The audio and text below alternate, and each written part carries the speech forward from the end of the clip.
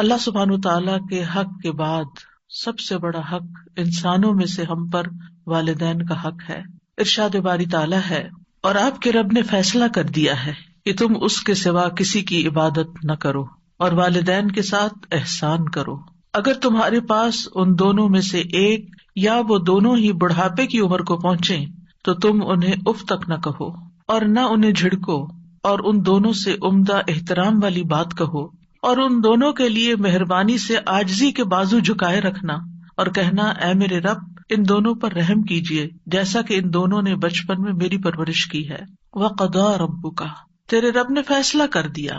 قضا جب اللہ سبحانہ تعالیٰ کی طرف سے ہو، فیصلہ جب اللہ کا ہو تو وہ قطعی فیصلہ ہوتا ہے، وہ بدلا نہیں جاتا۔ گویا اللہ تعالیٰ نے قطعی حکم دے دیا، فیصلہ کر دیا، کس بات کا؟ کہ اس کے سوا کسی اور کی عبادت نہیں کی جائے گی۔ ہمیں حکم دیا کہ ہم صرف اس کے بندے بن کر رہیں، صرف اسی سے مانگیں، اس سے انتہا درجے کی محبت کریں، اسی سے ڈریں اور صرف اسی کے لیے عاجزی اختیار کریں۔ ہماری نماز، ہماری قربانی، ہمارا رکوع، ہمارا سجدہ، ہمارا قیام، ہمارا قول، ہمارا فعل اسی کی خاطر ہو۔ ہم جو کچھ کریں اسی کی رضا کے لیے کریں۔ توحید کے بعد پہلا سبق پھر ہمیں والدین کے ساتھ احسان کا ملتا ہے۔ ایک ہی آیت میں اللہ سبحانہ تعالیٰ نے اپنی عبادت کے ساتھ ساتھ ہمیں والدین کے ساتھ حسن سلوک کا حکم دیا ہے۔ والدین کے ساتھ حسن سلوک کرنا ہم سب پر لازم ہے، واجب ہے، ضروری ہے، اور بہت تاکید کے ساتھ اللہ تعالیٰ نے اس کا حکم ہمیں دیا ہے کہ وَبِالْوَالِدَيْنِ إِحْسَانًا، کہ اپنے اقوال کے ساتھ، اپنے زبان کے ساتھ اور اپنے عمل کے ساتھ، اپنے رویے کے ساتھ اپنے والدین کے ساتھ نیک سلوک کرو۔ یعنی ہر وہ بات، ہر وہ کام جس سے والدین کو کوئی فائدہ حاصل ہو یا والدین کو اس سے کوئی خوشی حاصل ہو تو یہی ان کے ساتھ حسن سلوک کرنا ہے، اور اس میں ان کی نافرمانی نہیں کرنا۔ یعنی کوئی بھی چیز اس وقت تک مکمل نہیں ہوتی جب تک اس کا منفی پہلو اس سے دور نہیں کر دیا جاتا۔ یعنی ایک پہلو تو یہ کہ ان کے ساتھ اچھا سلوک کرو، اور دوسرا ساتھ یہ بھی کہ ان کے ساتھ بدسلوکی نہیں کرنا۔ امام ابن الجوزی رحمہ اللہ کہتے ہیں کہ والدین کے ساتھ حسن سلوک اس طرح ہوگا کہ جس چیز کا وہ حکم دے اس میں ان کی اطاعت کی جائے گی جب تک کہ وہ کام حرام یا ممنوع نہ ہو۔ ان کے حکم کو نفلی اعمال پر مقدم کیا جائے گا، یعنی آپ اپنے نفل چھوڑ سکتے ہیں ان کی ضرورت پوری کرنے کے لیے۔ والدین جس کام سے روک دیں اس سے رکا جائے، ان پر خرچ کیا جائے، یعنی اپنا ذاتی کمایا ہوا مال ان پہ لگایا جائے، ان کی خواہشات کو پورا کیا جائے، ان کی خدمت میں انتہائی زور لگا دیا جائے، یعنی اپنی جی جان سے ان کی خدمت کی جائے، اپنے ہاتھ پاؤں سے بھی۔ ان کے لیے ادب اختیار کیا جائے، مینر فل ہوں، ان کی ہیبت اپنے دل میں رکھی جائے، لہذا اولاد ان کے سامنے اپنی آواز اونچی نہ کرے اور ان کو پوری آنکھیں کھول کے نہ دیکھے، یعنی جس کو کہتے ہیں نا آنکھیں دکھانا، ان کو اپنی آنکھیں نہ دکھائے، ان کو ان کے نام کے ساتھ نہ پکارے، ان کے پیچھے چلے، اور ان سے جو بھی کوئی ایسا کام سرزد ہو جو اولاد کو ناپسند ہو، جو غیر معقول ہو، تو اس پر اولاد صبر کرے، لیکن ان کے ساتھ بدتمیزی اور بد اخلاقی کا برتاؤ نہ کرے۔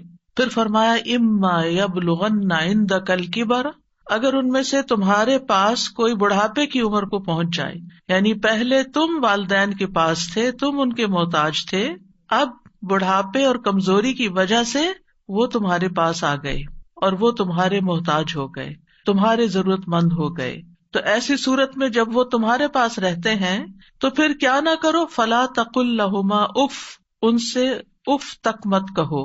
اف سے مراد ہر وہ کلام ہے جو سخت ہو، سختی سے بات کرنا، یا قبیح ہو، ناپسندیدہ ہو، برا ہو۔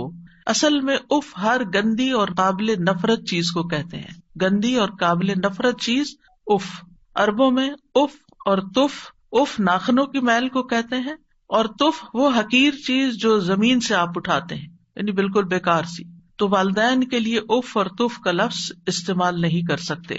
تو محاورے میں کسی بری چیز سے اظہار نفرت کے لیے اف کا لفظ بولا جاتا ہے۔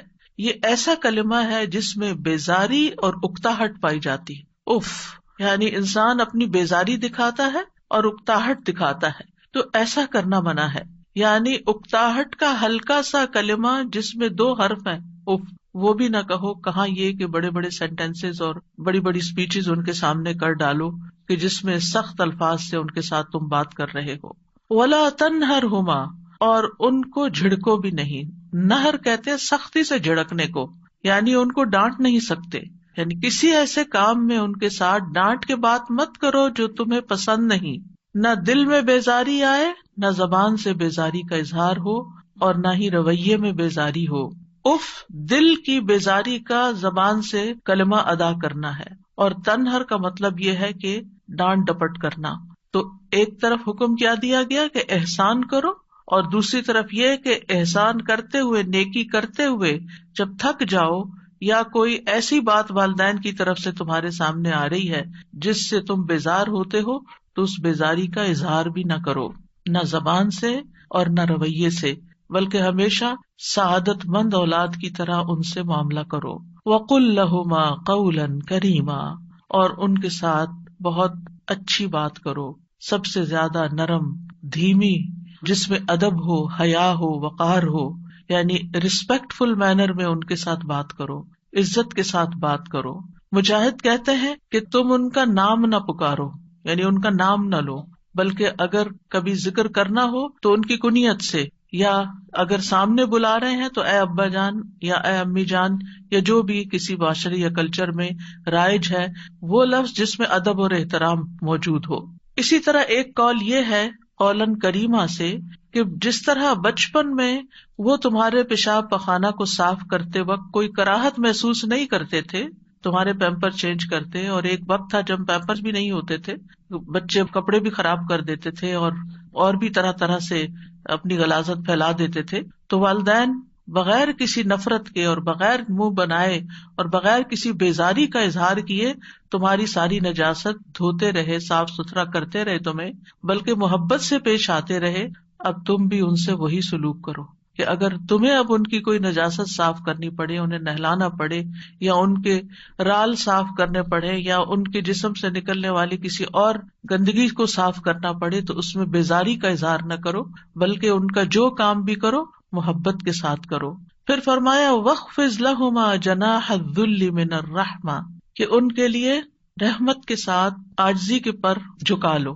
جناح کہتے ہیں پرندے کے پر کو، یا اس کا جو بازو ہوتا ہے اس کے لیے استعمال ہوتا ہے. آپ نے دیکھا ہوگا کہ مرغی جب کوئی خطرہ محسوس کرتی ہے تو وہ اپنے پروں کو کیا کرتی ہے، پھیلا دیتی ہے، اور اپنے بچوں کو اپنے پروں کے نیچے کر کے چھپا لیتی ہے. یہ ہے جناح الذل، یعنی اس میں کیا کرتی ہے، پر تو ویسے اوپر ہوتا ہے نا، تو پھر جو پھیلا کے تو اس کو نیچے لے جاتی، جھکا دیتی ہے اپنے پر. تو تم بھی اسی طرح ان کو پروٹیکٹ کرو. یعنی جب پرندہ اپنے بچوں کی حفاظت کے لیے پروں کو سمیٹتا ہے اور نیچے کرتا ہے، جھکاتا ہے، تو تم بھی اسی طرح ان کے آگے جھکو، ان کے ساتھ اچھا معاملہ کرو، شفقت کا معاملہ، اور ان کی اسی طرح کفالت کرو جیسے انہوں نے تمہاری کفالت کی جب تم چھوٹے تھے. اور دوسرا عمومی معنی یہی ہے کہ جب بھی ان سے بات کرو، معاملہ کرو، تو عاجزی اور انکساری کے ساتھ کرو. آپ نے دیکھا ہوگا کہ پرندہ جب اڑنا چاہتا ہے، بلند ہونا چاہتا ہے، تو پھر بھی وہ اپنے پر پھیلاتا ہے، اور جب نیچے اترتا ہے تو پروں کو نیچے کر لیتا ہے. تو یعنی ماں باپ کے سامنے اونچے نہ ہو بلکہ نیچے رہو، یعنی بازو پست رکھو، تواضع اور عاجزی کے ساتھ ان کے سامنے بیٹھو، بات کرو. اور اس میں اس بات کی طرف بھی اشارہ ہے کہ جس قدر کوئی اپنے والدین کے لیے عاجزی اختیار کرے گا، اللہ تعالیٰ اس کو اتنی ہی بلندی عطا کرے گا. وَقُلْ رَبِّ ارْحَمْهُمَا، اور آپ کہیے کہ اے میرے رب ان دونوں پہ رحم فرما. رحمت کے لفظ میں دین اور دنیا کی تمام برکات شامل ہیں، دین اور دنیا کی ساری برکتیں شامل ہیں. رب ارحمہما کما ربیانی صغیرا، جیسے انہوں نے مجھے بچپن میں پالا تھا. یعنی اے اللہ ان پر ایسی رحمت کر جیسے انہوں نے مجھ پر رحمت کی تھی. اور دوسرا یہ کہ ان پہ رحم فرما کیونکہ انہوں نے بچپن میں میری تربیت کی تھی، مجھے پالا تھا. یہاں انسان کو اس کی بچپن کی حالت یاد کرائی گئی ہے، کیونکہ انسان جب بچہ ہوتا ہے تو انتہائی ڈپینڈنٹ ہوتا ہے، اپنا کوئی کام خود نہیں کر سکتا، اپنے جذبات کا اظہار بھی زبان سے نہیں کر سکتا. تو اس طرح انسان کو اس کی کمزوری اور اس کے بچپن کی حالت یاد دلا کر اس کے دل میں شفقت پیدا کی جا رہی کہ تم بھی اپنے والدین کے لیے ایسی شفقت کا اظہار کرو. اور آپ دیکھیے جب اللہ سبحانہ تعالیٰ نے حکم دے دیا اور انسان پھر بھی وہ حق ادا نہ کر سکا تو اس کو دعا سکھا دی کہ یا رب میں تو اس قابل نہیں اور میں تو ان کا حق ادا ہی نہیں کر سکتا، لہٰذا میں تجھ سے دعا کرتا ہوں کہ تو ان پہ رحم فرما، تو ان کی ساری ضروریات پوری فرما. اور یہ حقیقت ہے کہ ہم خود کچھ بھی کر لیں، جو ماں نے تکلیفیں اٹھائی ہماری پیدائش کے وقت ہماری دنیا میں لانے کے لیے، ہم تو ایک حصہ بھی اس کا حق ادا نہیں کر سکتے. پھر جب ولادت کے دوران ایک ایک کانٹریکشن ماں نے لی، ایک ایک پین جو برداشت کی، وہ ہم ساری زندگی بھی خدمت کریں تو اس درد کو ہم محسوس نہیں کر سکتے اور اس کا بدلہ نہیں چکا سکتے. پھر اس کے بعد جو دودھ پلایا اور جو ہماری نجاست صاف کی اور راتوں کو ہمارے لیے جاگ جاگ کر ہماری خدمت کی اور ہمارے لیے دعائیں کی، خود بھوکے رہ کے ہمیں کھلایا، ساری ضروریات ہماری پوری کی، تو یہ سب کچھ کس بات کا تقاضا کرتا ہے کہ ہم خود یا رب حق ادا نہیں کر سکتے، تو ہی ان پر رحم فرما اور تو ہی ان کی تمام ضروریات پوری فرما. صحابہ کی زندگی میں ہم دیکھتے ہیں کہ وہ اپنے والدین کے لیے دعائیں کرتے ہیں. ہانی بنت ابی طالب کے ایک آزاد کردہ غلام ہے ابو مرہ، وہ کہتے ہیں ایک بار وہ ابو ہریرہ کے ساتھ ان کے وطن عقیق گئے جہاں سے وہ تھے. جب ابو ہریرہ اپنے وطن پہنچے تو بڑی اونچی آواز میں کہا، اماں جان السلام علیک ورحمۃ اللہ وبرکاتہ. انہوں نے جواب دیا، وعلیک السلام ورحمۃ اللہ وبرکاتہ. پھر ابو ہریرہ کہنے لگے، رحمک اللہ کما ربیتنی صغیرا، اللہ تعالیٰ آپ پر رحم فرمائے جیسے آپ نے میری بچپن میں پرورش فرمائی. تو والدہ نے جواب دیا، فجزاک اللہ خیرا ورضی عنک کما بررتنی کبیرا. اے میرے بیٹے تمہیں بھی اللہ بہترین جزا دے اور تم سے راضی ہو جائے جیسا تم نے میرے ساتھ بڑھاپے میں نیک سلوک کیا. یعنی جب اولاد والدین کو دعائیں دیتی ہے تو والدین اس سے بڑھ کر دعائیں دیتے ہیں. یہاں بھی آپ دیکھیں ابو ہریرہ کی دعا چھوٹی ہے لیکن والدہ کی دعا بڑی ہے، فجزاک اللہ ورضی عنک. اس میں دو چیزیں آ گئی، کما بررتنی کبیرا. سلف صالحین اپنے والدین کے لیے خوب خوب دعائیں کرتے تھے. عامر بن عبداللہ بن زبیر کہتے ہیں، میرے والد فوت ہو گئے تو میں نے پورا سال اللہ سے ایک ہی دعا مانگی کہ اے اللہ میرے والد کو معاف فرما دے. یعنی مسلسل یہی دعا کرتے رہے. سفیان ابن عیینہ کہتے ہیں، جو شخص 5 نمازیں ادا کرتا ہے گویا اس نے اللہ کا شکر ادا کیا، یعنی وہ شاکرین میں سے ہے. اور جو ہر نماز کے بعد والدین کے حق میں دعا کرتا ہے تو اس نے ان دونوں کا بھی شکر ادا کیا. یعنی جو شخص نماز پڑھتا ہے اور پھر نماز میں دعا کر لیتا ہے گویا وہ شکر گزاروں میں سے ہے. اور اس میں آپ دیکھیے کہ علماء یہ کہتے ہیں کہ جیسے اللہ سبحانہ تعالیٰ کے حق کے بعد سب سے بڑا حق پھر نبی صلی اللہ علیہ وسلم کا ہے، تو نماز میں جب تشہد پڑھتے ہیں تو تشہد میں پہلے درود شریف پڑھتے ہیں اور پھر اس کے بعد والدین کے لیے دعا کرتے ہیں، ربنا اغفر لی ولوالدی وللمؤمنین یوم یقوم الحساب. یہ حکمت ہے اس دعا کے یہاں رکھے جانے کی. ہر بچے کو جسے نماز سکھائی جاتی ہے اس کو یہ دعا بھی سکھائی جاتی ہے کہ ویسے تو ہم عام طور پر دعا کرنا بھول جاتے ہیں، لیکن جو بچہ نماز پڑھتا ہوگا وہ ہر صورت یہ دعا کرے گا ہی کرے گا. اور اس طرح اولاد کی دعاؤں میں ماں باپ ہمیشہ جب تک وہ زندہ ہیں شامل رہیں گے، چاہے والدین زندہ ہیں یا والدین فوت ہو چکے ہیں. ہر 2 صورت میں والدین کے لیے دعا کرنی چاہیے. ان کی اگر کوئی سختی یا ان سے کسی قسم کی کوئی ناگوار صورتحال زندگی میں پیش بھی آئی تو بھی والدین اس بات کے حقدار ہیں کہ ان کے لیے دعائیں کی جاتی رہیں. اور جو شکر گزار ہوتا ہے وہی اللہ تعالیٰ کا محبوب ہوتا ہے. اور شیطان کا کام کیا ہے؟ اس کا کیا کہنا تھا، وَلَا تَجِدُ أَكْثَرَهُمْ شَاكِرِينَ، کہ تو انسانوں کی اکثریت کو شکر گزار نہیں پائے گا. بلکہ ہونا یہ چاہیے کہ جہاں آپ کی کوئی ضرورت اٹکے، جہاں آپ کو کوئی پریشانی لاحق ہو، اتنی ہی والدین کے لیے دعائیں زیادہ بڑھا دیں، کثرت کے ساتھ دعائیں کریں. اور خصوصاً سجدوں میں، یعنی آپ باندھ لیں کہ کس وقت آپ نے لازماً یہ دعا پڑھنی ہے، کیونکہ یہاں پر حکم دیا گیا وَقُلْ رَبِّ ارْحَمْهُمَا كَمَا رَبَّيَانِي صَغِيرًا، کہ یہ کہتے رہیے کہ اے رب ان پہ رحم فرما جیسے انہوں نے مجھے بچپن میں پالا. لہذا بہتر یہی ہے کہ نماز میں سجدے میں تسبیحات پڑھنے کے بعد یہ دعا کم از کم ایک دفعہ تو ایک سجدے میں ضرور ہی ہو، اگر زیادہ ہو تو اور بھی اچھا، کیونکہ ان احسنتم احسنتم لانفسکم، اگر تم نے احسان کیا تو اپنے ہی فائدے کے لیے کیا. اور پھر آپ دیکھیے کہ جو شخص والدین کے لیے دعا نہ کرے وہ محروم ہے. بعض صحابہ کہتے ہیں والدین کے لیے دعا نہ مانگنا اولاد کی زندگی کو تنگ کر دیتا ہے. بعض اوقات بچوں کی جاب نہیں لگتی، بعض اوقات ان کی شادی نہیں ہوتی، بعض اوقات ان کو اور طرح طرح کی مشکلات پیش آتی ہیں. ان کو یہی نصیحت کرنی چاہیے، ان کو یہی سبق سکھانا چاہیے کہ وہ اپنے والدین کے ساتھ حسن سلوک کریں. وہ ان کے ساتھ اچھے ہوں گے تو اللہ سبحانہ وتعالیٰ ان پر مہربانی کرے گا.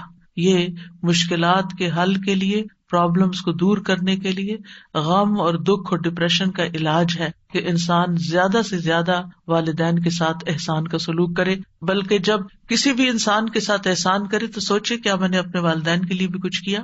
اب دیکھیے کہ بعض اوقات ہم اپنے دوستوں کو، رشتے داروں کو، اوروں کو کتنے بڑے بڑے گفٹ دے دیتے ہیں، لیکن ہم اپنے ماں باپ کی طرف سے صدقہ کرنا بھول جاتے ہیں. خاص طور پر رمضان میں آپ دیکھیے کہ ہم جہاں اپنی طرف سے، اپنے بال بچوں کی طرف سے، کسی کی طرف سے بھی کچھ کریں تو ماں باپ کو نہ بھولیں، ان کی طرف سے سب سے پہلے کریں.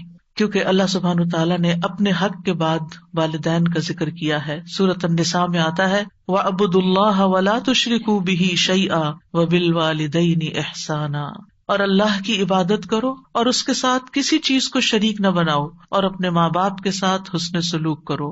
سورۃ البقرہ میں آتا ہے وَإِذْ أَخَذْنَا مِيثَاقَ بَنِي إِسْرَائِيلَ لَا تَعْبُدُونَ إِلَّا اللَّهَ وَبِالْوَالِدَيْنِ إِحْسَانًا، اور وہ وقت یاد کرو جب ہم نے بنی اسرائیل سے پختہ عہد لیا تھا، پکا وعدہ لیا تھا اس بات پر کہ تم اللہ کے سوا کسی کی عبادت نہ کرنا اور والدین کے ساتھ احسان کرنا. اللہ سبحانہ وتعالیٰ اپنے شکر کے بعد والدین کے شکر کا حکم دیتے ہیں.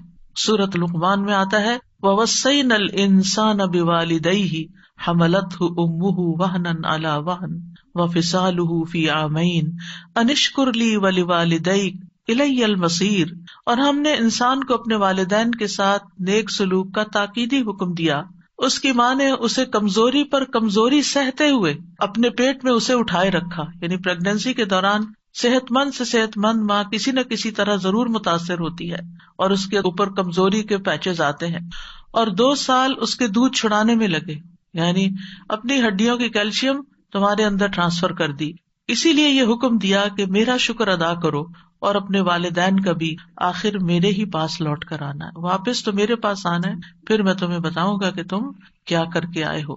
تو انشکر لی ولیوالدیک، اور والدین میں سے بھی پھر یاد رکھیے ماں کا حق زیادہ ہے، کیونکہ ماں بچے کے لیے تکلیفیں زیادہ اٹھاتی ہے. وَوَصَّيْنَا الْإِنسَانَ بِوَالِدَيْهِ إِحْسَانًا حَمَلَتْهُ أُمُّهُ كُرْهًا وَوَضَعَتْهُ كُرْهًا وَحَمْلُهُ وَفِصَالُهُ 30 شهرا حَتَّى إِذَا بَلَغَ أَشُدَّهُ وَبَلَغَ 40 سَنَةً قال رب أوزعني أن أشكر نعمتك التي أنعمت علي وعلى والدي وأن أعمل صالحا ترضاه وأصلح لي في ذريتي إني تبت إليك وإني من المسلمين. اور ہم نے انسان کو اس کے ماں باپ کے ساتھ نیکی کرنے کی تاکید کی. اس کی ماں نے اسے ناگواری کی حالت میں اٹھائے رکھا. یعنی پریگنینسی کا عرصہ جو ہے وہ کوئی خوشگواری کا نہیں ہوتا، اس میں طرح طرح کی اٹھتے بیٹھتے چلتے پھرتے کھاتے پیتے لیٹتے جاگتے ہر حال میں عورت کو کوئی نہ کوئی تکلیف لاحق ہو رہی ہوتی ہے. اور اسے ناگواری کی حالت میں جنا، یعنی جنم دینے کی جو تکلیفیں تھی وہ اپنی جگہ، اور اس کے حمل اور اس کے دودھ چھڑانے میں 30 مہینے لگ گئے، یعنی 2.5 سال کا عرصہ. یہاں تک کہ جب وہ اپنی پوری قوت کو پہنچا اور 40 برس کو پہنچ گیا تو اس نے کہا اے میرے رب مجھے توفیق دے کہ میں تیری اس نعمت کا شکر ادا کروں جو تو نے مجھ پر اور میرے ماں باپ پر انعام کی، اور یہ کہ میں وہ نیک عمل کروں جسے تو پسند کرتا ہے، اور میرے لیے میری اولاد میں اصلاح فرما دے. بے شک میں نے تیری طرف توبہ کی اور بے شک میں حکم ماننے والوں میں سے ہوں. اور اس میں آپ دیکھیے کہ جب ایک بچہ اس طریقے سے اپنے والدین کا شکر ادا کرتا ہے اور اس کے لیے دعا کرتا ہے کہ اللہ مجھے توفیق دے کہ میں یہ کر سکوں، کیونکہ اللہ کی توفیق کے بغیر کوئی کام نہیں ہو سکتا، اور پھر نیک عمل کی دعا کرتا ہے اور اپنی اولاد کی اصلاح کی دعا بھی کرتا ہے اور توبہ کرتا ہے اور اللہ کا حکم ماننے کا عہد کرتا ہے، تو پھر اللہ تعالیٰ کیا فرماتے ہیں؟ اللہ تعالیٰ فرماتے ہیں اولئک الذین نتقبل عنہم احسن ما عملوا، یہ ہیں وہ لوگ جن سے ہم ان کے اچھے عمل قبول کر لیں گے. یعنی انہوں نے جو بہترین عمل کیے وہ عمل ہم قبول کریں گے. ہم سب کو اس بات کی فکر ہوتی ہے کہ ہماری نیکیاں پتہ نہیں قبول ہوتی ہیں یا نہیں. جو ماں باپ کے ساتھ نیک سلوک کرنے والا ہے ان کے لیے اللہ تعالیٰ کا وعدہ، یہ سورۃ الاحقاف کی آیت نمبر 15 اور 16 ہے کہ اللہ تعالیٰ ان کے نیک اعمال کو قبول کر لے گا. وَنَتَجَاوَزُ عَنْ سَيِّئَاتِهِمْ فِي أَصْحَابِ الْجَنَّةِ، اور ہم ان کی خطاؤں سے درگزر کر دیں گے. ایسے لوگ جن کی یہ صفات ہوں، جن کی یہ ٹریٹس ہوں، ان کی خطائیں ہم دور کر دیں گے. فی اصحاب الجنہ، وہ جنت والوں میں ہوں گے، جنت کے ساتھیوں میں سے ہوں گے. وعد الصدق، سچا وعدہ ہے اللہ کا، اس میں کوئی شک نہیں. الذی کانوا یوعدون، وہ جس کا وہ وعدہ کیے جاتے ہیں.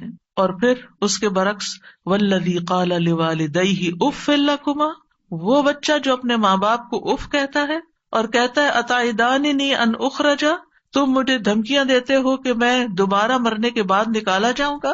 وقد خلت القرون من قبلی، مجھ سے پہلے بھی بہت سی قومیں گزر چکی. وہما یستغیثان اللہ ویلک آمن، اور وہ دونوں ماں باپ اپنے بچے کے لیے فریادیں کرتے ہیں. ویلک آمن، تیرا ناس ہو ایمان لیا، تیرا ناس ہے ایمان لیا. ان وعد اللہ حق، بے شک اللہ کا وعدہ سچا ہے. فیقول ما ھذا الا اساطیر الاولین، تو وہ کہتا ہے یہ سب دین کی باتیں، قرآن کی باتیں پہلوں کی کہانیاں ہیں، تم مجھے کس بات کی دھمکی دیتے ہو، دنیا میں ایسا ہی ہوتا چلا ہے. تو یہ دو کردار ہیں، اور آج اب معاشرے کے اندر، خود مسلمان گھرانوں کے اندر یہ دونوں کردار نظر آتے ہیں. ایک طرف اطاعت گزار بچے ہیں، فرما بردار بچے ہیں، احسان کرنے والے، نیک سلوک کرنے والے، ماں باپ کے لیے دعائیں کرنے والے. اور دوسری طرف وہ جو ماں باپ کی ہر نصیحت کو مذاق میں اڑانے والے اور اسے پرانی کہانیاں بتانے والے اور ایمان سے بھی نکل جانے والے. اللہ تعالیٰ ایسے لوگوں کے بارے میں کیا فرماتے ہیں؟ اولئک الذین حق علیہم القول فی امم، ان امتوں میں سے جن کی وہ بات کر رہا ہے، ان امتوں میں، ان سارے لوگوں میں سے ان پر بات حق ہو گئی جو ان سے پہلے گزری امتیں، من الجن والانس، جنوں اور انسانوں کی. انہم کانوا خاسرین، کہ یہ سب لوگ خسارہ پانے والے تھے. یعنی جنہوں نے بھی یہ رویہ اختیار کیا ماں باپ کے ساتھ، انہوں نے بس خسارہ ہی اٹھایا، ان کی نہ دنیا بنی اور نہ آخرت بنی. یہاں پر ہم دیکھتے ہیں کہ خصوصاً چونکہ ماں کا ذکر ہے تو اس پر حدیث میں آتا ہے، رسول اللہ صلی اللہ علیہ وسلم نے فرمایا، بے شک اللہ تمہیں تمہاری ماؤں کے ساتھ حسن سلوک کی وصیت فرماتا ہے، پھر تمہیں تمہاری ماؤں کے بارے میں وصیت فرماتا ہے، پھر تمہیں تمہارے باپوں کے بارے میں وصیت کرتا ہے، پھر تمہیں قریب سے قریب تر کے بارے میں وصیت کرتا ہے.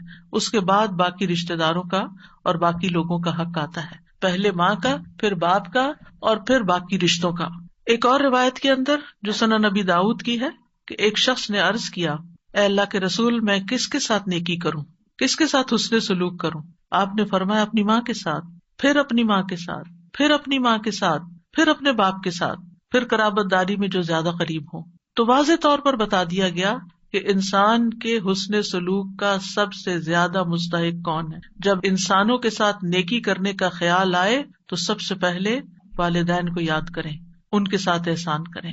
انبیاء علیہم السلام اپنے والدین کے ساتھ کیا سلوک کرتے تھے؟ حضرت یحییٰ کے بارے میں آتا ہے، یا یحییٰ خذ الکتاب بقوہ وآتیناہ الحکم صبیا وحنانا من لدنا وزکاۃ وکان تقیا وبرا بوالدیہ ولم یکن جبارا عصیا. یہ اللہ سبحانہ تعالیٰ کی تعریف ہے یحییٰ علیہ السلام کے بارے میں. اللہ تعالیٰ نے ان کو حکم دیا، اے یحییٰ کتاب پر مضبوطی سے عمل پیرا ہو جاؤ، اور ہم نے اسے بچپن میں ہی قوت فیصلہ عطا کر دی تھی، ہم نے اسے اپنی مہربانی سے نرم دل اور پاک سیرت بنایا، اور وہ پرہیزگار تھا، وہ اپنے والدین سے ہمیشہ اچھا سلوک کرتا. ان کے والدین کتنی عمر کے تھے؟ بہت بزرگ.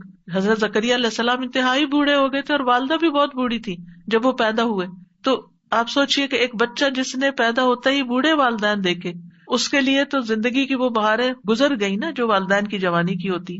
تو پھر بھی وہ اپنے والدین کے اس بڑھاپے پر پریشان نہیں ہے، وہ ہمیشہ اپنے والدین سے اچھا سلوک کرتے اور کسی وقت بھی جابر اور نافرمان نہ ہوئے.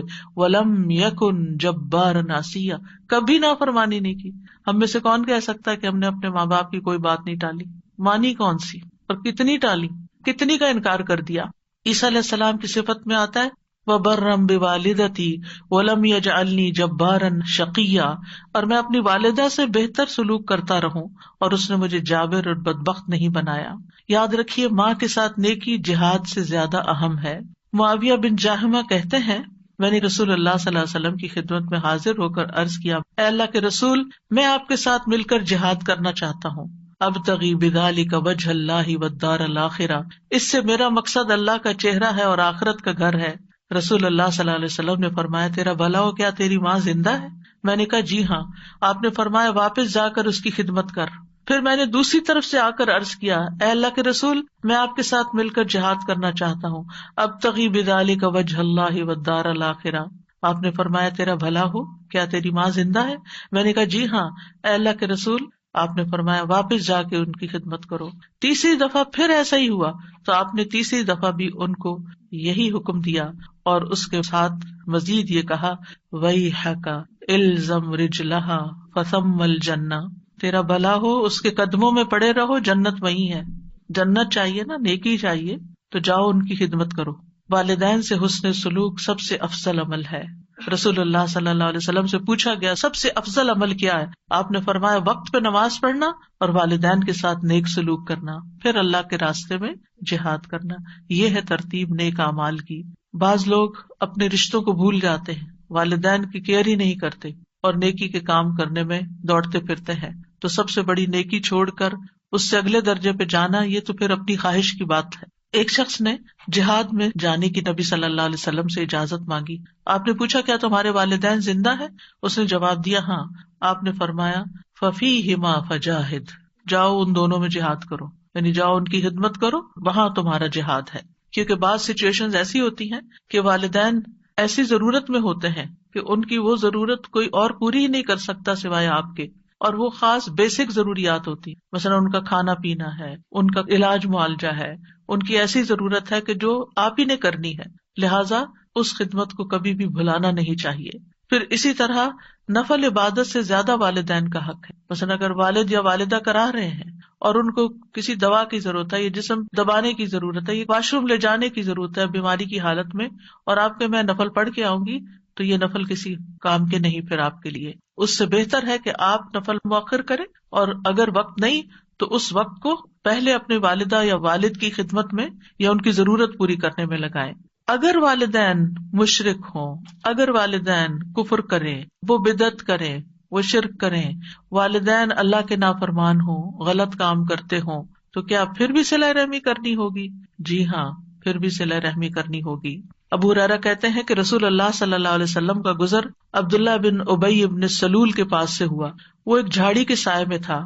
اس نے کہا ابن ابی کبشہ نے ہم پر غبار اڑا دیا ہے۔ نعوذ باللہ، نبی صلی اللہ علیہ وسلم کو اپنے رضائی والد کے نام سے پکار رہا ہے، یعنی کہ بے ادبی کے ساتھ۔ اس کے بیٹے عبداللہ بن عبداللہ نے کہا قسم اس ذات کی جس نے آپ صلی اللہ علیہ وسلم کو عزت دی اور آپ پر کتاب نازل کی، اگر آپ چاہیں تو میں اس کا سر قلم کر کے آپ کے پاس لے آتا ہوں۔ یعنی اس نے آپ کو اس انداز میں مخاطب کیا ہے، میں اپنے باپ کا گلا اڑا سکتا ہوں آپ کی خاطر۔ آپ نے فرمایا نہیں، بلکہ تو اپنے باپ سے نیکی کر اور حسن صحبت سے پیش آ۔ کون تھا؟ عبداللہ بن ابی، جو منافقوں کا سردار تھا، ہر موقع پر نبی صلی اللہ علیہ وسلم کو تکلیف دیتا تھا۔ تو کیا آپ اس بات کا فائدہ نہیں اٹھا سکتے کہ اولاد ہی کہہ رہی ہے اس دشمن سے جان چھڑاؤ اور ٹھکانے لگواؤ اس کو؟ لیکن نہیں، اس والد کے ساتھ بھی آپ نے حسن سلوک کا حکم دیا، کیونکہ بہت سے بچے جو دین پڑھ جاتے ہیں ماں باپ سے ملنا جلنا چھوڑ دیتے ہیں، یہ کہہ کر کہ نہیں ان کے طور طریقے جو ہیں وہ اسلامی نہیں ہے، وہ بچوں پہ غلط انفلوئنس کرتے ہیں۔ ٹھیک ہے، آپ احتیاط ضرور کریں، لیکن ان کی ضروریات بھی پوری کریں، اور ان کو اگر کسی بھی خدمت کی ضرورت ہے تو وہ خدمت بھی کریں۔ مشرک والدین کے ساتھ بھی صلہ رحمی کا حکم ہے۔ ہاں، اگر وہ یہ زور دے کہ تم شرک کرو تو شرک نہیں کرنا، یہ بات ان کی نہیں ماننی، ورنہ دنیا میں ان سے اچھے طریقے سے رہنا ہے۔ وَإِن جَاهَدَاكَ عَلَىٰ أَن تُشْرِكَ بِي مَا لَيْسَ لَكَ بِهِ عِلْمٌ فَلَا تُطِعْهُمَا وَصَاحِبْهُمَا فِي الدُّنْيَا مَعْرُوفًا۔ حضرت اسماء کہتی ہیں میری والدہ جو مشرکہ تھیں میرے پاس آئیں، میں نے رسول اللہ صلی اللہ علیہ وسلم سے پوچھا کہ وہ میرے پاس کچھ مالی تعاون کی امید سے آئی ہیں، ان کو کچھ ضرورت ہے، کیا میں اپنی والدہ کے ساتھ صلہ رحمی کر سکتی ہوں؟ یعنی وہ شرک پر ہے لیکن مجھ سے کچھ پیسے چاہتی ہیں۔ آپ نے فرمایا ہاں، اپنی والدہ کے ساتھ صلہ رحمی کرو۔ یہاں سے ایک اور نقطہ بھی نکلتا ہے کہ بعض اوقات عورت اپنے ذاتی مال میں سے اگر ماں باپ کو کچھ دینا چاہتی ہے تو شوہر صاحب اعتراض کر دیتے ہیں کہ تم ان کو کچھ نہیں دے سکتی، تم ان کو کال نہیں کر سکتی، تم ان کو سلام دعا نہیں کر سکتی. یہ قطع رحمی کی انتہائی بدترین صورت ہے کہ بیوی کو روک دیا جائے کہ ماں باپ کو سلام بھی نہ کرے، بیوی کو روک دیا جائے کہ وہ ان پہ خرچ بھی نہ کرے. اگر اس کا اپنا ذاتی مال ہے ٹھیک ہے، اگر شوہر کا مال ہے تو شوہر سے پوچھنا ہوگا، لیکن اگر اس کا اپنا ذاتی مال ہے، کوئی ذاتی چیز ہے، کوئی اس کے کپڑے ہے، جیولری ہے، کوئی کیش ہے، وہ اپنی والدہ کو دینا چاہتی ہے تو اس کو اسلام نے کھلی اجازت دی ہے کہ وہ ان کو دے سکتی. یہاں آپ دیکھیں نبی صلی اللہ علیہ وسلم حضرت اسماء کو اجازت دے رہے ہیں کہ وہ اپنی مشرک والدہ کے ساتھ حسن سلوک کریں، ان کو مال دیں. تو پھر مسلم والدین کا کتنا حق ہوگا. اور پھر اگر کسی بھی وجہ سے عورت ہو یا مرد، یہاں حضرت اسماء ایک عورت ہے اور وہ اپنی والدہ کو دینا چاہتی ہیں تو ان کو اجازت دی گئی. اس لیے مرد حضرات کو ایسی پابندیاں نہیں لگانی چاہیے کہ جس میں وہ قطع رحمی کروائیں اور خود بھی گناہ گار ہوں اور بیوی کو بھی گناہ گار کریں، کیونکہ والدین کے حقوق کا بدلہ کبھی بھی چکایا نہیں جا سکتا، چند سکوں کے ساتھ نہیں چکایا جا سکتا، تھوڑا سا مال دے کے نہیں چکایا جا سکتا. ابو ہریرہ کہتے ہیں رسول اللہ صلی اللہ علیہ وسلم نے فرمایا، بیٹا اپنے والد کے احسانات کا بدلہ نہیں چکا سکتا سوائے اس کے کہ وہ اسے غلام پائے، پھر اسے خرید کر آزاد کر دے، یعنی پھر والد کا بدلہ ہو سکتا ہے. والدین سے حسن سلوک کا فائدہ ہمیں خود ہی کو پہنچتا ہے، اور اس میں سب سے پہلی چیز تو گناہوں کی بخشش ہے. جیسے سورۃ الاحقاف کی آیت نمبر 15 سے 18 تک میں نے آپ کے سامنے رکھی کہ جو لوگ اپنے والدین کے ساتھ حسن سلوک کرتے ہیں ہم ان کے اچھے عمل قبول کر لیتے ہیں اور ان کی برائیوں سے درگزر کرتے ہیں، جنت والوں میں سے ان کو کر دیتے ہیں سچے وعدے کے مطابق جو ان سے کیا جاتا ہے. پھر عمر میں برکت اور رزق میں اضافہ ہوتا ہے. کون نہیں چاہتا کہ اس کی عمر میں برکت ہو یا رزق میں اضافہ ہو؟ ہر ایک چاہتا ہے. لہٰذا اگر کوئی یہ چاہتا ہے کہ اس کا بزنس فلرش کرے، اس کی جاب اچھی ہو جائے، اس کے انویسٹمنٹس میں زیادہ انکم ہو، تو اس کو چاہیے کہ ماں باپ کے ساتھ حسن سلوک کرے، ان کا دل راضی کرے، ان کی بات مانے، ان کو خوش کرے. نبی صلی اللہ علیہ وسلم نے فرمایا جس شخص کو یہ بات پسند ہو کہ اس کی عمر میں برکت اور رزق میں اضافہ ہو جائے، یہاں اضافہ ان یزاد لہ فی رزقی، رزق زیادہ ہو جائے، اسے چاہیے کہ اپنے والدین کے ساتھ نیکی کرے اور ان کے ساتھ صلہ رحمی کیا کرے، یعنی ان کے ساتھ تعلق قائم رکھے، رشتہ جوڑ کر رکھے. والدین کی خدمت کا ایک اور فائدہ کیا ہے کہ والدین کے قدموں کے نیچے جنت ہے. والدین سے حسن سلوک جنت میں داخلے کا باعث ہے. حضرت عائشہ کہتی ہیں کہ رسول اللہ صلی اللہ علیہ وسلم نے فرمایا میں جنت میں داخل ہوا تو وہاں قرآن کی تلاوت کی آواز سنائی دی. میں نے پوچھا یہ کون ہے؟ جنت میں تلاوت. مجھے بتایا گیا یہ حارثہ بن نعمان ہے. رسول اللہ صلی اللہ علیہ وسلم نے ان سے کہا یہی نیکی ہے، یہی نیکی ہے. اور حارثہ بن نعمان اپنی والدہ کے ساتھ بہت زیادہ حسن سلوک کیا کرتے تھے، تو اس نیکی کی وجہ سے جنت میں بھی ان کی آواز سنائی گئی کہ وہاں ان کی تلاوت کی آواز آ رہی ہے. یعنی جو لوگ نیک سلوک کرتے ہیں اپنے ماں باپ سے، ان کا تذکرہ وہاں بھی ہوتا ہے. اور اس کے برعکس والدین سے نافرمانی کے نقصانات کیا ہیں؟ سب سے پہلے یہ کہ یہ تو ہے ہی حرام کاموں میں سے. نبی صلی اللہ علیہ وسلم نے فرمایا اللہ نے تم پر ماؤں کی نافرمانی کو حرام قرار دیا ہے. کبیرہ گناہ ہے والدین کی نافرمانی. نبی صلی اللہ علیہ وسلم سے کبیرہ گناہوں کے بارے میں پوچھا گیا تو آپ نے فرمایا اللہ کے ساتھ کسی کو شریک ٹھہرانا اور ماں باپ کی نافرمانی کرنا. والدین کی نافرمانی کرنے والا ملعون ہے. رسول اللہ صلی اللہ علیہ وسلم نے فرمایا اللہ ایسے شخص پر لعنت کرے، یعنی وہ رحمت سے دور ہو جائے جس نے اپنے والدین کی نافرمانی کی، یعنی ایک جائز بات نہیں مانی یا ان کو گالی دی، برا بھلا کہا. والدین کے نافرمان کی کوئی عبادت قبول نہیں ہوتی. رسول اللہ صلی اللہ علیہ وسلم نے فرمایا 3 لوگ ہیں جن کی نہ فرض عبادت قبول ہوتی ہے نہ نفل قبول ہوتی ہے.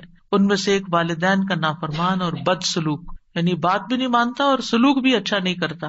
دوسرے احسان جتانے والا. تیسرے تقدیر کو جھٹلانے والا. پھر والد کی ناراضگی اللہ کی ناراضگی ہے. نبی صلی اللہ علیہ وسلم نے فرمایا رب کی رضامندی باپ کی رضامندی میں ہے اور رب کی ناراضگی باپ کی ناراضگی میں ہے. والدین کی نافرمانی سے عمر گھٹ جاتی ہے. کعب کہتے ہیں اللہ اس بندے کو جلد ہلاک کر دیتا ہے جو اپنے ماں باپ کا نافرمان ہوتا ہے تاکہ اس کو جلدی عذاب دے سکے، یعنی قبر میں اور آگے آخرت میں. اور جب بندہ اپنے والدین کا فرما بردار ہوتا ہے تو اللہ اس بندے کی عمر کو بڑھا دیتا ہے تاکہ وہ نیکی اور خیر میں اور زیادہ اضافہ کر سکے. یعنی جتنی جتنی انسان کی عمر لمبی ہوتی ہے اس کو نیکی کرنے کے زیادہ موقع مل جاتے ہیں. اتنے رمضان زیادہ اس کی زندگی میں، اتنی نمازیں اس کی زندگی میں زیادہ، اتنی قرآن کی تلاوت، صدقہ خیرات بڑھتا ہی چلا جاتا ہے۔ سلف صالحین کہتے ہیں جو اپنے والدین کی نافرمانی کرتا ہے اس کی اولاد بھی اس کی نافرمان بن جاتی ہے۔ والدین کے نافرمان کے لیے قبر میں بھی سزا ہے۔ عوام بن حوشب رضی اللہ عنہ یہ صحابی ہیں، وہ کہتے ہیں میں ایک دفعہ کسی بستی میں گیا، وہاں پڑاؤ کیا، اس کے پاس ایک قبرستان تھا، عصر کی نماز کا وقت ہوا تو وہاں سے ایک قبر پھٹی، یعنی قبر کھل گئی اور ایک آدمی نمودار ہوا، اس کا سر گدھے کی سر کی طرح تھا اور جسم انسان کے جسم کی طرح تھا۔ وہ 3 دفعہ ہینگا یعنی گدھے کی آواز نکالی، پھر قبر اس کے اوپر مل گئی۔ تو گاؤں میں ایک عمر رسیدہ عورت اون کاٹ رہی تھی، تو ایک عورت نے کہا وہ بوڑھی عورت دیکھ رہے ہو؟ میں نے کہا ہاں، اسے کیا ہے؟ اس نے کہا وہ اس کی ماں ہے۔ میں نے پوچھا اس کا قصہ کیا ہے؟ اس نے بتایا کہ یہ شراب پیتا تھا، جب وہ جانے لگتا تو ماں کہتی اے بیٹے اللہ سے ڈر جاؤ، کب تک تم شراب پیتے رہو گے؟ اس نے کہا تم ایسے ہی ہینگتی رہتی ہو جیسے گدھا ہینگتا ہے، جیسے عام طور پہ بچے ماں باپ کو واپس سنا دیتے کہ آپ گرمبل کرتے ہیں، آپ یہ کرتے ہیں، آپ وہ کرتے ہیں، تو اس نے ماں کی نصیحت کو کیا کہا، گدھے کی طرح ہینگتی ہو۔ پھر وہ عصر کے بعد فوت ہو گیا۔ تو یہ وہ بندہ ہے جو ہر روز اپنی قبر سے نکلتا ہے، 3 دفعہ ہینگتا ہے، پھر قبر اس پر مل جاتی۔ اتنی بڑی عبرت۔ والدین کی نافرمانی کا نقصان کیا ہے کہ ایسا شخص جنت میں داخل نہیں ہوگا۔ نبی صلی اللہ علیہ وسلم نے فرمایا 3 آدمی جنت میں داخل نہ ہوں گے، نہ ہی قیامت کے دن اللہ ان کی طرف دیکھے گا۔ نمبر 1 والدین کا نافرمان، نمبر 2 مردوں کی مشابہت اختیار کرنے والی عورت، یعنی ہے عورت، اللہ نے اس کو عورت پیدا کیا اور وہ مرد بنی پھرتی ہے، اور تیسرے دیوس، یعنی وہ بغیرت انسان جو اپنے گھر والوں میں بے حیائی کو دیکھتا ہے اور اس کو برا نہیں لگتا۔ اور قیامت کے دن ان 3 آدمیوں کی طرف اللہ تعالیٰ دیکھے گا بھی نہیں، ایک والدین کا نافرمان، دوسرے عادی شرابی، اور تیسرے دے کر احسان جتانے والا۔ تو پھر والدین کے ساتھ کیا جائے، کیسے ان کو راضی کیا جائے، کیسے ان کا حق ادا کیا جائے، کیسے حسن سلوک کیا جائے؟ اس میں سب سے پہلی بات یہ ہے کہ ان کی خدمت کی جائے، اگر وہ زندہ ہے تو پھر ان کے کام کیے جائیں۔ پھر دوسری بات یہ کہ جائز کاموں میں ان کی اطاعت کی جائے اور نافرمانی نہ کی جائے۔ ہاں اگر کوئی ناجائز بات وہ کہتے ہیں تو وہ نہ مانی جائے۔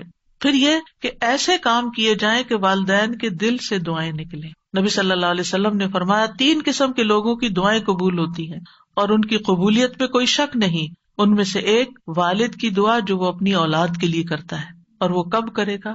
جب اس کا دل خوش ہوگا اولاد کی طرف سے۔ پھر اور والدین کو رلانے سے باز رہنا چاہیے، یعنی ماں باپ کو رونے نہیں دینا چاہیے، کوئی ایسی بات، کوئی ایسا کام، کوئی ایسا طریقہ نہیں اختیار کرنا چاہیے کہ ماں باپ رونا شروع کر دیں۔ ایک آدمی رسول اللہ صلی اللہ علیہ وسلم کی خدمت میں حاضر ہوا اور کہنے لگا میں ہجرت پر آپ سے بیعت کرنے آیا ہوں اور اپنے والدین کو روتا ہوا چھوڑ کے آیا۔ وہ تو یہ بتا رہا تھا نا کہ میں نے اتنا بڑا کام کیا۔ آپ نے فرمایا واپس جاؤ، جیسے تم نے انہیں رلایا اسی طرح انہیں ہنساؤ۔ پھر اسی طرح والدین سے اگر کوئی غلطی ہو جائے تو ان کو رسوا نہ کیا جائے، ان کی برائیاں نہ کی جائیں۔ افسوس ان لوگوں پر جو دائیں بائیں ہر طرف اپنے ماں باپ کی شکایتیں کر رہے ہوتے ہیں اور ان کو برا بھلا کہہ رہے ہوتے ہیں۔ پھر والدین پر خرچ کرنا چاہیے۔ قرآن مجید میں اللہ تعالیٰ فرماتے سورۃ البقرہ میں 215 یسألونک ماذا ينفقون قل ما انفقتم من خیر فللوالدین والاقربین والیتامى والمساکین وابن السبیل وما تفعلوا من خیر فإن اللہ بہ علیم۔ وہ آپ سے پوچھتے ہیں کیا چیز خرچ کریں، کہو تم خیر میں سے جو بھی خرچ کرو تو وہ ماں باپ اور زیادہ قرابت والوں اور یتیموں اور مسکینوں اور مسافروں کے لیے، اور تم نیکی میں سے جو کچھ بھی کرو گے بے شک اللہ اسے خوب جاننے والا ہے۔ یعنی جب خرچ کرنے لگو تو پہلے ماں باپ کا حصہ، پہلے ان کی ضروریات دیکھو، اگر وہ ضرورت مند ہے تو پہلے انہیں دو اور پھر کسی اور کو دو۔ بعض اوقات ہم چیریٹی کے کاموں میں خوب دیتے رہتے ہیں، اس مسکین کو دے رہے ہیں، اس غریب کو دے رہے ہیں، اس فقیر کو دے رہے ہیں، اس کام میں لگا رہے ہیں، اس کام میں لگا رہے ہیں، اور ماں باپ منہ دیکھ رہے ہیں، وہ اپنی ضروریات کے لیے ترس رہے ہیں۔ اور پھر بعض بچے تو ضد لگا دیتے ہیں وہ فلاں بھائی دینا، میں ہی کیوں دوں؟ نہیں، جتنا ان کو دو گے اس سے زیادہ واپس آئے گا تمہارے پاس۔ پھر بعض یہ کہتے ہیں ان کے پاس تو آلریڈی بہت کچھ ہے، بھلے ہو پھر بھی ہمارا کام ہے دینا۔ بعض کہتے ہیں ہم ان کو دیتے ہیں پھر وہ آگے صدقہ کر دیتی ہیں، بھلے صدقہ کرتی رہیں۔ بعض کہتے ہیں ہم ان کو دیتے ہیں اور وہ فلاں خالہ کو یا فلاں پھپھی کو دے دیتی ہیں جن سے ہماری نہیں بنتی۔ نہ بنے آپ کی، وہ جس کو چاہے دیں۔ اس میں ہمیں یہ نہیں دیکھنا چاہیے کہ ہماری پسند یا ہماری چوائس کیا ہے یا ہمیں کیا فائدہ ہو رہا ہے اس سے، ہمیں بس سب سے بڑا فائدہ یہ کہ ہمارے رب کا حکم پورا ہو رہا ہے اور وہ راضی ہو رہا ہے، وہ اس پیسے سے آگے جو بھی کرے، الا یہ کہ اگر آپ سمجھے کہ کسی حرام کام میں لگا رہے ہیں تو وہ اور بات ہے، ورنہ ادر وائز اگر آپ صدقہ بھی کرنا چاہتے ہیں تو آپ ان کے ہاتھ میں دیں، آپ صدقہ کیجیے.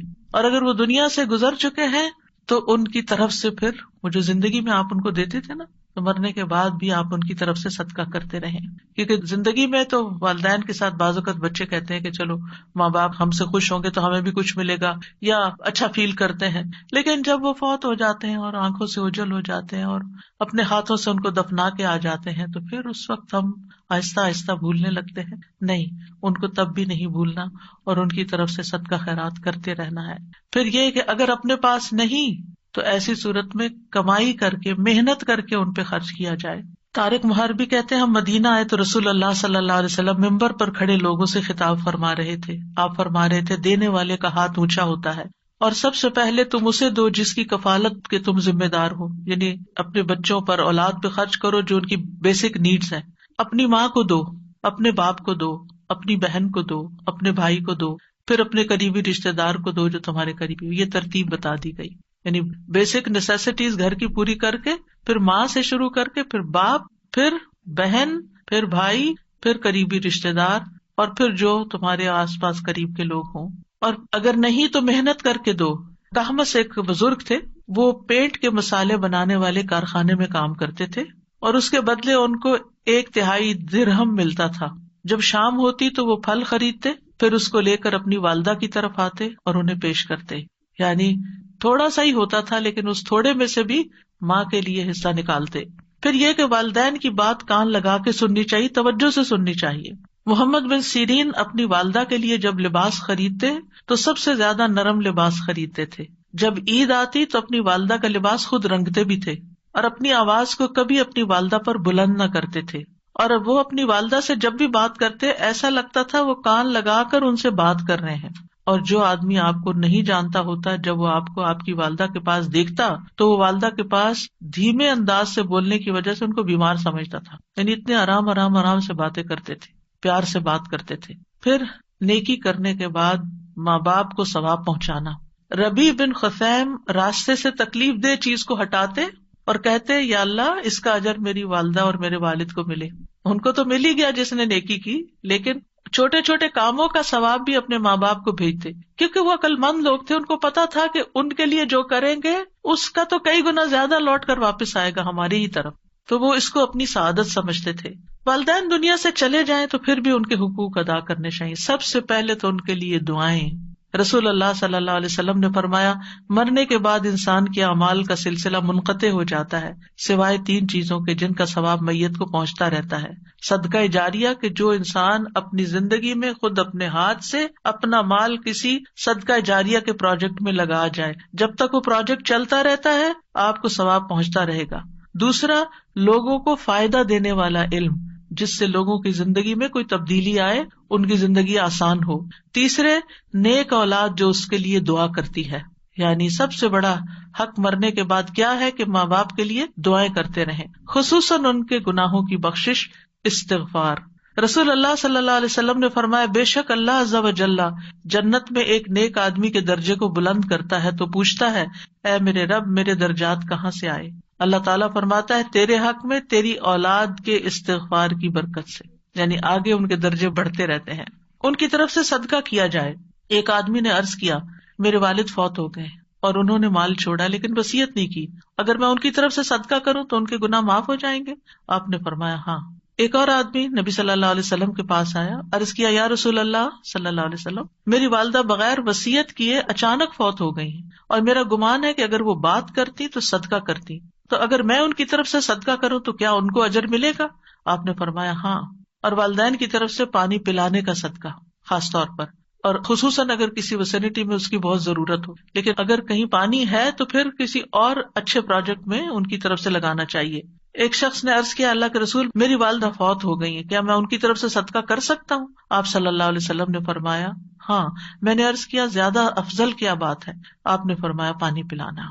ان کی طرف سے روزوں کی قضا ادا کرنا، یعنی اگر وہ ایسی بیماری میں فوت ہوئے ہیں کہ روزے نہیں رکھ سکے تو پھر ان کی وفات کے بعد ان کے روزے پورے کیے جائیں روزے رکھ کے. ان کی طرف سے حج کرنا.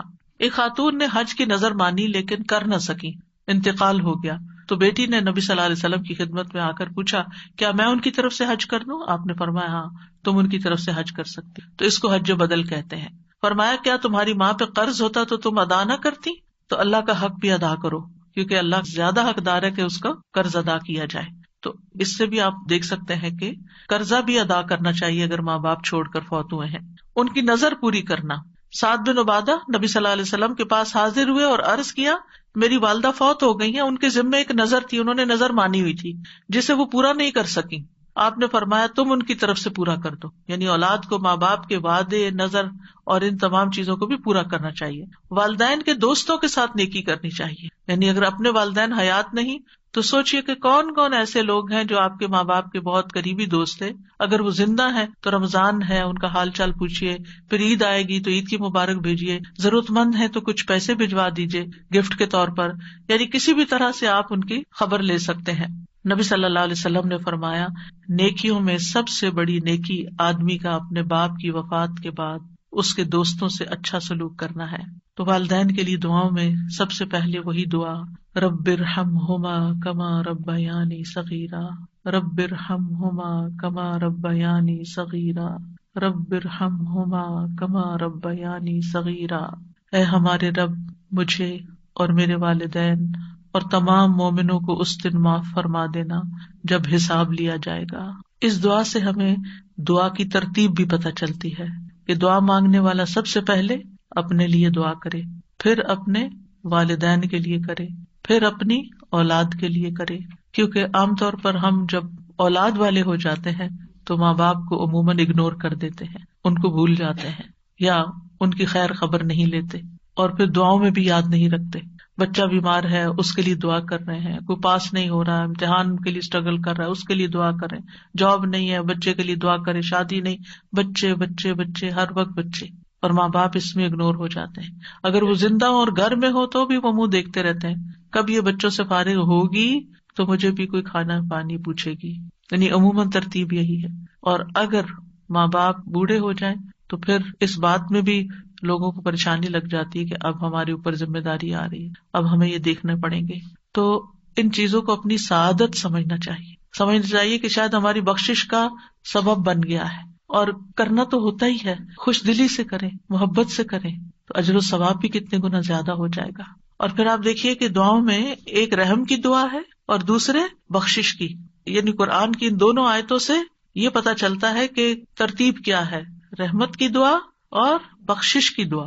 یہ خاص طور پر یاد رکھنا ہے کیونکہ بخشش پر ہی دنیا اور آخرت کی کامیابی کا انحصار ہے۔ استغفار سے ان کے دنیا کے مسائل بھی حل ہوتے ہیں، یعنی جب والدین زندہ ہیں اور ہم ان کے لیے بخشش مانگتے ہیں تو کیا ہوگا، ان کی دنیاوی مشکلات بھی آسان ہوں گی، اور اگر فوت ہو گئے ہیں پھر تو بہت ہی زیادہ ضرورت ہے۔ اور اگر ان کے گناہ معاف ہو چکے آپ کی دعاؤں سے اور ابھی بھی آپ بخشش مانگے جا رہے ہیں تو اب کیا ہوگا، درجات بلند ہونا شروع ہو جائیں گے۔ اور آپ دیکھیے کہ یہ دعا جو ہے ربنا اغفر لی ولوالدی وللمؤمنین یوم یقوم الحساب، یہ کس کی دعا ہے؟ ابراہیم علیہ السلام کی۔ اللہ تعالیٰ نے اپنے خلیل کے لیے اسی دعا کو خاص کیا، انہوں نے اور دعائیں بھی کی ہوں گی لیکن اس کا ذکر قرآن میں کیا۔ اور والدین کے لیے اس لیے بھی دعا کی جائے کہ ہم والدین کی کمائی ہے اور والدین نے اپنی کمائی ہم پر خرچ کی ہے۔ اور پھر غائبانہ دعا، ایک ہوتا ہے کہ آپ کے والدین زندہ ہیں اور آپ ان کے سامنے یا آپ ان کو فون پہ یا آپ ان کو میسج پر دعائیں دیں، اور ایک یہ ہے کہ وہ جا چکے ہیں، اب وہ تو آپ سے تقاضا بھی نہیں کر سکتے کہ بچوں مجھے یاد رکھنا دعا میں، آپ ان کے لیے غائبانہ دعا کر رہے ہیں۔ اور غائبانہ دعا جو ہے قبول ہوتی ہے اور اس کا فوری طور پر اثر آپ کو بھی پہنچتا ہے، یعنی نہ صرف والدین کے لیے بلکہ سارے مومنوں کے لیے یہ دعا کرنی چاہیے، وَلِلْمُؤْمِنِينَ يَوْمَ يَقُومُ الْحِسَابُ۔ تو جب آپ سارے مومنوں کے لیے دعا کر رہے ہیں تو جتنی ان کی بخشش ہوگی اس کا اجر بھی آپ کو ملے گا، اور پلٹ کر واپس آپ کی بھی بخشش ہو جائے گی۔ اور پھر اگر زندہ ہے تو یاد رکھیے دعا کرنا محبت کو بڑھانے کا ذریعہ ہوتا ہے۔ آپ کسی کے لیے بھی دعا کرتے اور خلوص دل سے دعا کرتے ہیں تو اس شخص کے دل میں آپ کی قدر پیدا ہو جاتی ہے، چاہے آپ اس کے سامنے کریں چاہے غائبانہ طور پر کریں۔ تو جن لوگوں نے آپ پر کوئی احسان کیا، یعنی بہتر یہ ہے کہ آپ کوئی اپنی ڈائری بنا لیں اور ان میں نام لکھ لیں اور اگر نام سب کے نہیں لکھے جا سکتے تو آپ مجموعی طور پر کہیں کہ یا رب جس کسی نے مجھ پر جو بھی احسان کیا ہے تو اسے اس کا بہترین بدلہ عطا کر، اس پہ رحمت فرما، ان کی بخشش فرما، ان کی دین دنیا کی ضروریات پوری فرما۔ بعض اوقات ہم ہر ایک کے احسان کا بدلہ نہیں دے سکتے، لیکن دعا کی شکل میں ہم ان کے کسی نہ کسی طرح کام آ سکتے ہیں۔ تو یہ محبت بڑھانے اور آپس کے تعلقات کو اچھا کرنے کا ذریعہ بھی ہے۔ اور پھر یہ ہے کہ دنیا کے امور کے ساتھ ساتھ آخرت کی دعائیں ضرور مانگنی چاہیے۔ یوم یقوم الحساب کی بات ہوئی ہے یہاں پر، کیونکہ عام طور پر ہم کسی کو دنیا میں بیمار دیکھتے ہیں تو ہم اس کی شفا کی دعا کر لیتے ہیں، اگر اس کی زندگی میں مال کی کمی ہے تو ہم کہتے ہیں اللہ اس کو وسیع رزق عطا کر، اگر کسی اور چیز کی کمی ہے، کوئی پریشانی ہے، کوئی دکھ تکلیف کسی کو لاحق ہو گئی ہے تو ہم اس کے دور کرنے کے لیے دعا کر لیتے ہیں، لیکن ہم بھول جاتے ہیں کہ آخرت کی مشکلات سب سے بڑی ہیں، اس کے لیے دعا کریں۔ اور پھر آپ دیکھیے کہ شرعی دعائیں جو ہیں، جو آپ کو یہاں میں ان پروگرامز میں بتا رہی ہوں، یہ بڑی جامع دعائیں ہیں۔ ہمارے اندر اتنی ہمت ہستی نہیں ہوتی کہ ہم خود اتنے اچھے الفاظ سلیکٹ کر سکیں اور ان الفاظ میں مانگ سکیں۔ جب ہم قرآن کی آیت سے کوئی دعا لے کے مانگتے تو وہ ہر حرف پہ 10 نیکیاں الگ مل رہی ہوتی، اور پھر اللہ سبحانہ تعالیٰ کی سکھائی ہوئی دعا ہم مانگ رہے ہوتے ہیں، اور پھر یہ کہ قبولیت بھی زیادہ ہوتی ہے۔ تو اس میں دنیا اور آخرت کے بڑے بڑے مقاصد چھپے ہوئے ہوتے ہیں، اور مختصر الفاظ بھی ہوتے ہیں۔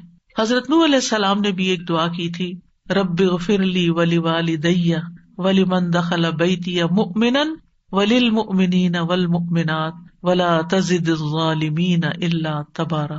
اے رب مجھے بخش دے اور میرے ماں باپ کو اور اس کو جو مومن بن کر میرے گھر میں داخل ہو، اور ایمان والے مردوں اور ایمان والی عورتوں کو، اور ظالموں کو ہلاکت کے سوا کسی چیز میں نہ بڑھا۔ تو انہوں نے جہاں دعائیں کی وہاں ظالموں کے لیے بد دعا بھی کی، کیونکہ ان کی قوم 950 سال کی تبلیغ کے بعد بھی حد سے بڑھ گئی تھی، اب اس کا خاتمہ ضروری ہو گیا تھا، کیونکہ انہوں نے کہا کہ ولا یلد الا فاجرا کفارا، ان کی تو اولادیں بھی بڑی نافرمان اور ناشکری ہیں، کہیں سے کوئی خیر نظر ہی نہیں آ رہی، تو بہتر ہے اس نسل کو، اس قوم کو اب ملیا میٹ کر دیا جائے۔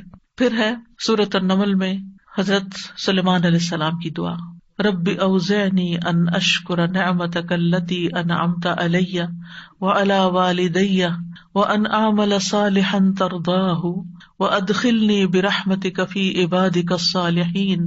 اے میرے رب مجھے توفیق دے کہ میں تیری اس نعمت کا شکر ادا کر سکوں جو تو نے مجھے اور میرے والدین کو عطا کی، اور اس بات کی بھی کہ میں ایسے اچھے عمل کروں جو تجھے پسند ہو، اور اپنی رحمت سے مجھے اپنے صالح بندوں میں داخل فرما۔ آپ کو معلوم ہے کہ یہ دعا سلیمان علیہ السلام نے کی تھی، سورۃ النمل میں آتا ہے، یہاں تک کہ جب وہ چیونٹیوں کی وادی میں آئے تو ایک چیونٹی کہنے لگی، اے چیونٹیوں اپنے گھروں میں داخل ہو جاؤ، سلیمان اور اس کے لشکر تمہیں کچل نہ ڈالیں اور وہ اس کا شعور بھی نہ رکھتے ہوں۔ تو اس کی بات سے سلیمان علیہ السلام ہنستے ہوئے مسکرا دیے اور کہنے لگے، اے میرے رب مجھے توفیق دے کہ میں تیری ان نعمتوں کا شکر ادا کروں جو تو نے مجھ پر کی اور میرے والدین پر انعام کی، کیونکہ ان کے والد داؤد علیہ السلام تھے، ان پر بھی اللہ نے بڑے احسان کیے تھے، اور یہ کہ میں وہ نیک عمل کروں جس سے تو راضی ہو جائے۔ کتنی خوبصورت دعا ہے، اللہ ایسی نیکی کی توفیق دے دے کہ جس سے تو خوش ہو جائے، کیونکہ ایک مومن کی سب سے بڑی تمنا، طلب اور تڑپ یہ ہوتی ہے کہ میرا رب مجھ سے راضی ہو جائے۔ تو اللہ مجھے وہ کام سکھا دے، وہ رستہ بتا دے کہ جس سے میں تجھے راضی کر سکوں، اور مجھے اپنی رحمت کے ساتھ اپنے نیک بندوں میں شامل کرے، کیونکہ نیک بندوں کے ساتھ انسان جب رہتا ہے تو نیک بندوں پہ جو رحمتیں آتی ہیں وہ ہم پر بھی آتی ہیں۔ نیک بندوں کے صحبت میں جب انسان ہوتا ہے تو ان سے کوئی نیکی کا سبق ہی لیتا ہے۔ نیک مجلس میں جب انسان بیٹھ کر جاتا ہے تو اللہ تعالیٰ ان سب کو بخش دیتا ہے، جیسے وہ حدیث سیارہ ہے نا کہ کچھ فرشتے جو ہیں وہ گلیوں بازاروں میں گھومتے رہتے ہیں، پھر جب لوگ ایک جگہ کسی جگہ پر بیٹھ کر مل کر اللہ کو یاد کرتے ہیں تو پھر اس وقت جب مجلس ختم ہوتی ہے تو فرشتے اللہ تعالیٰ کے پاس پہنچتے ہیں، اللہ تعالیٰ پوچھتے ہیں کہ یہ کیا مانگ رہے تھے اور کس چیز سے پناہ مانگ رہے تھے، اور اس وقت فرشتے کہتے ہیں وہ ایک شخص ایسے ہی آ کے وہاں بیٹھ گیا تھا، تو اللہ تعالیٰ کیا فرماتے ہیں کہ یہ وہ لوگ ہیں کہ جن کے ساتھ بیٹھنے والا بھی بدبخت نہیں ہوتا، نامراد نہیں ہوتا، میں نے اس کو بھی بخش دیا، اس کی بھی بخشش ہو گئی۔ لہٰذا کتنا ضروری ہے کہ ہم ان مجالس کا اہتمام کریں اور ان میں اس نیت سے بھی حاضر ہو کہ یا اللہ یہاں سے نکلے تو ہماری بخشش ہو چکی ہو۔ تو نیک صحبت دنیا میں بھی خوشی کا باعث ہوتی ہے، کیونکہ نہ انہوں نے آپ کے لیے بدگمانی کرنی، نہ انہوں نے آپ کو کوئی تانے دینے، نہ انہوں نے آپ کی جا کے کہیں غیبت چگلی کرنی، اور نہ انہوں نے آپ کو کوئی دھوکہ فریب دینا۔ انہوں نے آپ کے ساتھ حسن سلوکی کرنا ہے، اچھا معاملہ ہی کرنا ہے، خیر خواہی کرنی ہے، آپ کو کوئی اچھی بات ہی سکھانی ہے۔ اور ان کی نیکی کی وجہ سے ان پہ جو رحمت آ رہی ہے اللہ تعالیٰ آپ کو بھی اس میں سے حصہ دے گا، اور ان کی جو بخشش کا وعدہ اللہ نے کیا اللہ تعالیٰ ہمیں بھی اس بخشش میں حصہ دے دے گا. تو اس لیے انسان کو دنیا میں بھی آخرت میں بھی ایسی صحبتوں کی تلاش ہونی چاہیے اور اس کی قدر کرنی چاہیے، اور ان کو کسی قیمت پر ہاتھ سے نہیں جانے دینا چاہیے. آپ دیکھیے کہ یوسف علیہ السلام کو اللہ تعالیٰ نے نبوت بھی عطا کی، بادشاہت بھی عطا کی، لیکن انہوں نے کیا مانگا پھر؟ فاطر السماوات والارض انت ولی فی الدنیا والآخرہ توفنی مسلما والحقنی بالصالحین، کہ اللہ مجھے اسلام کی حالت میں فوت کرنا اور نیک لوگوں کا ساتھ دینا. الحقنی بالصالحین، ایک انسان کو دنیا میں یہ دو چیزیں مل جائیں، نبوت اور بادشاہت، اس سے بڑی کوئی چیز دنیا میں ہے؟ دنیا میں ہر چیز ان کے لیے مسخر کر دی گئی. وہ آتا ہے نا سورۃ یوسف میں، اپنے لیے جو چاہے بنا سکتا تھا، بالکل مختار ہو گئے تھے، زمین پر ہر طرح کے احکامات ان کے جاری ہوتے تھے، ان کی کوئی بات ٹالی نہیں جاتی تھی، وہ جو چاہتے کرتے. اور دوسری طرف اللہ کی طرف سے ان کو نبوت کا اعلیٰ درجہ، لیکن ان کے دل میں کیا خواہش ہے؟ دنیا کی نہیں، الحقنی بالصالحین، کہ اللہ نیک لوگوں کا ساتھ دے. تو حضرت سلیمان علیہ السلام نے بھی کیا کہا؟ رب اوزعنی. اوزعنی کا لفظ جانے اس کا مطلب ہوتا ہے یا اللہ مجھے روک لے کہ میں تیرے احسان کا شکر ادا کروں، مجھے توفیق دے، یعنی مجھے اس چیز کے لیے پابند کر دے کہ میں ایسا کرتا رہوں. یعنی جس قدر تو نے مجھ پر اور میرے والدین پر احسانات کی بارش کی ہے، اس کی وجہ سے کہیں میرا نفس بے قابو نہ ہو جائے. ہوتا نا جب نعمتیں ملتی، صحت بھی ہو، آپ کی طاقت بھی ہو، ہمت بھی ہو، مال بھی ہو، اور آپ کے ریسورسز بھی ہو، ہر چیز آپ کے لیے آسان ہو. سلیمان علیہ السلام تو صرف انسانوں پہ نہیں، پرندوں، چیونٹیوں اور ہر مخلوق پر حکومت کر رہے تھے. اتنی بڑی حکومت تو کسی انسان کو نہیں ملی. جب انسان کو اتنی نعمتیں مل جائیں تو بعض اوقات انسان کا نفس آپے سے باہر ہو جاتا ہے. تو انہیں کیا کہا؟ یا رب ان نعمتوں کی فراوانی کے ساتھ تو مجھے روک لینا اور اس بات کی توفیق دینا کہ میں ان پہ تیرا شکریہ ادا کرتا رہوں، کہیں میں ان میں سے کسی چیز کے اوپر تکبر نہ کر بیٹھوں، غرور نہ آ جائے، اور میں وہی کام کرتا رہوں جو تجھے پسند ہے. اور پھر آپ دیکھیے کہ احسانات کو یاد کر کے دعا کر رہے ہیں. اللہ تو نے مجھ پر اتنے احسان کیے، یہ بھی دعا کا ایک کرینہ ہے کہ اللہ مجھ پہ تو نے احسان کیا، اللہ تو نے میرے والدین پہ احسان کیے ہیں، اب تو مجھے نیکی کے کاموں کی توفیق دے دے. ایک صحابی اپنی والدہ کے لیے دعا کیا کرتے تھے، اللہم اجعلنی من المقربین واجعل امی من الحور العین، اے اللہ مجھے مقربین میں سے بنا دے اور میری ماں کو حور العین بنا دے. بعض لوگ یہ سمجھتے ہیں کہ قرآن مجید میں یا حدیث میں جہاں حور العین کی بات ہوئی، اس سے مراد جنت کی حوریں ہیں، اور اس میں دنیا کی عورتیں جو ہیں ان کے علاوہ کوئی اور مخلوق ہے. اصل میں حور العین جنتی عورتوں کی صفت بھی ہے، یعنی جو عورتیں جنت میں جائیں گی انتہائی خوبصورت ہوں گی، یعنی جنت کی خوبصورت ترین عورتوں میں شامل کر لے. ایک عورت کے لیے سب سے زیادہ کس چیز کی خواہش ہوتی ہے؟ یعنی ایک عورت کی کمزوری ہے نا کہ وہ خوبصورت ہو، تو وہ اپنے لیے مقرب ہونے کی دعا بھی کر رہے ہیں اور پھر اپنی والدہ کے لیے انتہائی نیک اور خوبصورت عورتوں میں شامل ہونے کی دعا بھی کر رہے ہیں. اللہ سبحانہ وتعالیٰ ہمیں اپنے والدین کے حق ادا کرنے کی توفیق دے، اور اگر کوئی کمی کوتاہی رہ گئی ہے تو وہ دعاؤں سے پوری ہو سکتی ہے. اگر ہم نے زندگی میں ان کی قدر نہیں کی اور ان کے لیے دعاؤں کے دروازے بند ہو گئے تو اب ہم ان کے لیے دعائیں کریں تاکہ ہم اس کمی کو پورا کریں. ہم نے خدمت نہیں کی اور ہمیں ریگریٹس ہیں، صرف ریگریٹس سے کچھ نہیں بنتا. ریگریٹس انسان کے عمل کی قوت کو کم کر دیتے ہیں. جتنا زیادہ آپ ریگریٹ کریں گے، کاش میں یہ کر لیتا، کاش میں وہ کر لیتا، میں نے یہ کیوں نہ کیا، میں نے وہ غلطی کیوں کر دی، تو شیطان کی طرف سے کیا ہوتا ہے کہ انسان کو بس وہ غمگین رکھتا ہے، پریشان رکھتا ہے. تو غم اور پریشانی میں ہمارے عمل کی قوت کم ہو جاتی ہے. لہٰذا ریگریٹس کو آلٹرنیٹلی تبدیل کر کے، ریپلیس کر کے ان کی جگہ دعاؤں کی کثرت کر دیں. اللہ ہمیں توفیق عطا فرمائے. وآخر دعوانا ان الحمد للہ رب العالمین. سبحانک اللہم وبحمدک، اشہد ان لا الہ الا انت، استغفرک واتوب الیک. السلام علیکم ورحمۃ اللہ وبرکاتہ.